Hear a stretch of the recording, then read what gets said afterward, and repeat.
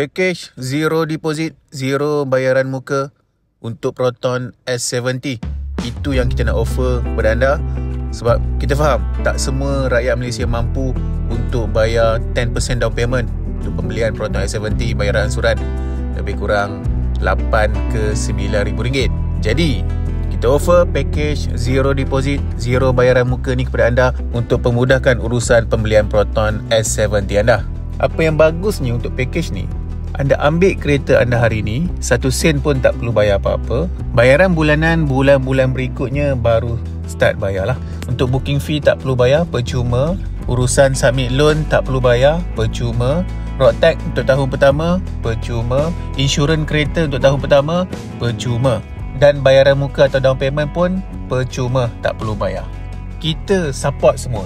Boleh lihat di paparan skrin, perbezaan bayaran bulanan berbeza mengikut pilihan spek dan perbezaan kelayakan gaji basic minimum berbeza juga mengikut pilihan spek. Anda yang pilih, anda yang tentukan.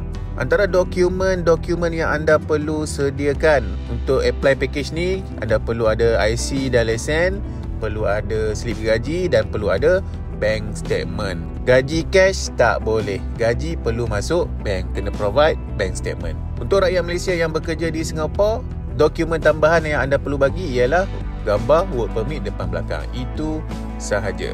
Untuk anda yang sangat berminat untuk memiliki Proton S70, ini business card saya, boleh screenshot dan hubungi saya segera.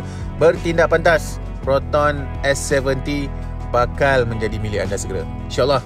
Assalamualaikum. Proton S70, kuasa dan gaya sekali. Buatan tempatan rasa global quality. Dari tanda sampai highway steady handling. Proton S70, bawa nama negara shining. Yeah, Proton S70, bawa nama negara shining. Yeah, suspensi talan Lotus, cornering rasa yakin. Jalan selekota jam berhirup pun makin ringan.